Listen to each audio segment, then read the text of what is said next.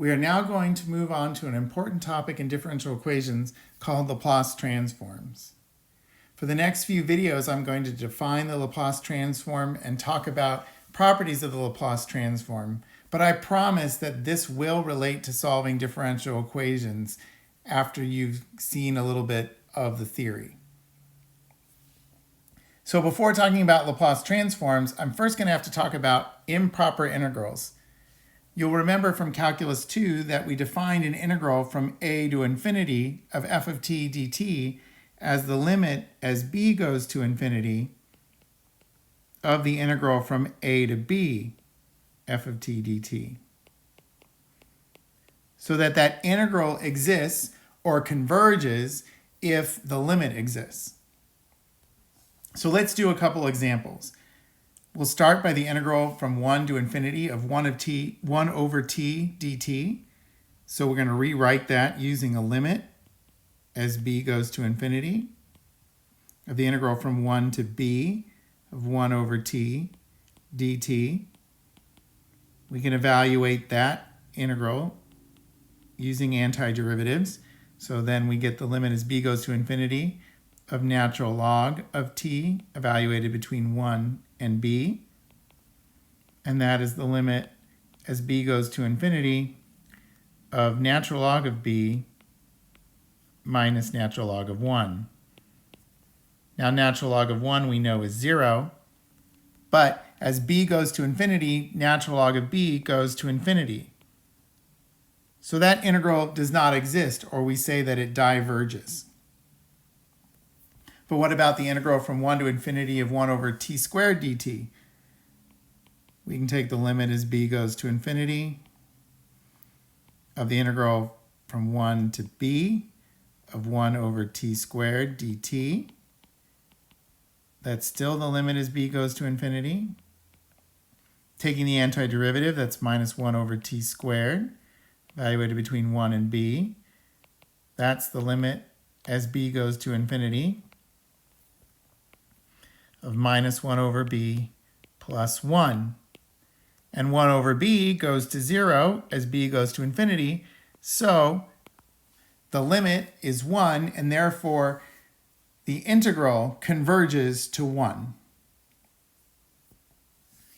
Okay, besides improper integrals, I also want to talk about something called piecewise continuous functions. The function f of x is piecewise continuous on the interval a less than or equal to t less than or equal to b if f is continuous on each segment of a partition of the interval and the single-sided limits as x approaches the endpoints of each segment exist. So this will best be explained by an example. So below I have a piecewise continuous function. I've taken the interval from a to d and I've partitioned it, meaning I've broken it up into a finite number of segments. Okay.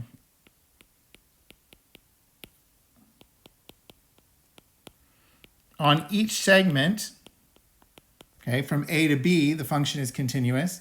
From b to c, the function is continuous. And from c to d, the function is continuous. Okay. Furthermore, if you approach each point on the interior of a to d from the left or the right, the left-handed and right-handed limits exist.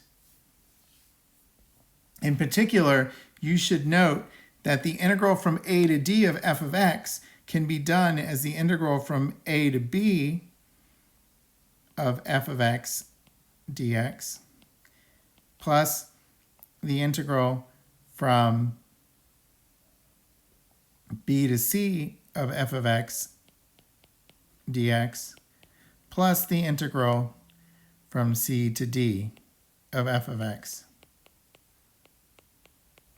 dx. So for piecewise continuous functions, we can compute the integral by computing the integral on each one of those finite segments. Now, piecewise continuous functions are important because we're going to look at a theorem about integrals for those functions. Okay, so we're going to let f of t be piecewise continuous for all t bigger than or equal to a.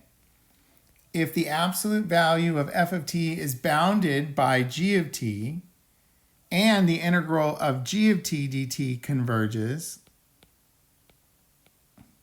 then the integral from a to infinity of f of t dt converges. And we actually talked about that back in Calculus 2. Also, if f of t in absolute value is greater than or equal to g of t, which is a positive function, and the integral from a to infinity of g of t dt diverges,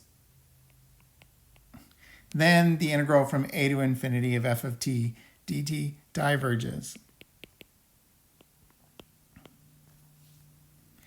And both of these statements can be proved using the definition of the integral. Now that we have a little bit of information about improper integrals and piecewise continuous functions, we can define the Laplace transform. So we're going to let f of t be a function that's defined for all t greater than or equal to 0. Okay, then the Laplace transform of f of t, which is denoted L of f of t, is given by L of f of t is the integral from 0 to infinity of e to the minus st f of t dt, given that s is bigger than 0. We'll refer to e to the minus st as the kernel of that particular transform. There are other kinds of transforms that you might encounter in your study of things like differential equations, and they have different kernels. So let's try to understand what this Laplace transform is doing by doing a couple examples. The first example is, let's find the Laplace transform of the function 1 if t is bigger than or equal to 0. So the Laplace transform of f of t is equal to the integral from 0 to infinity of e to the minus st dt. Now we saw before that that's the limit as b goes to infinity of, I'm going to go ahead and find the antiderivative, which is minus 1 over s e to the minus st, and then I'm going to evaluate that from 0 to b. That is the limit as b goes to infinity of minus 1 over s e to the minus sb plus 1 over s e to the 0. Now,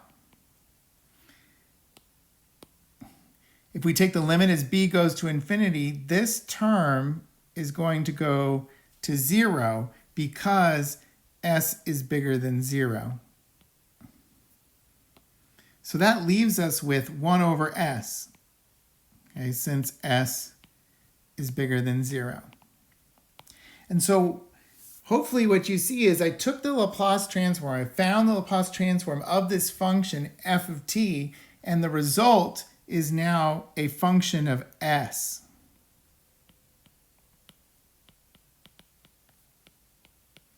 Okay, let's see if that happens again. So let's find a different Laplace transform. Let's find the Laplace transform of e to the at. So the Laplace transform of f of t for any a, by the way, can be positive or negative, okay, is going to be the integral from 0 to infinity of e to the minus st times e to the at dt. So I'm going to rewrite that as the limit as b goes to infinity of the integral from 0 to b. And then I'm also going to rewrite the inside as e to the minus s minus a times t. Okay, so now the next step is to find the antiderivative. So we're going to take the limit as b goes to infinity of minus 1 over s minus a, e to the minus s minus a times t. So we found the antiderivative. We're going to evaluate that between 0 and b. So this is going to give us the limit as b goes to infinity of minus 1 over s minus a, e to the minus s minus a times b, and then plus 1 over s minus a, e to the 0. Now, what's going to happen with that limit? Well, what's going to happen with the limit is very dependent on whether s minus a is positive or negative. So if s minus a is positive, then that term is going to go to 0 as b goes to infinity. And so what we will say is that this limit is 1 over s minus a as long as s is greater than a. So again, we found the Laplace transform of a function of t. We now end up with a function of s, but in this case, that function is only defined when s is bigger than a.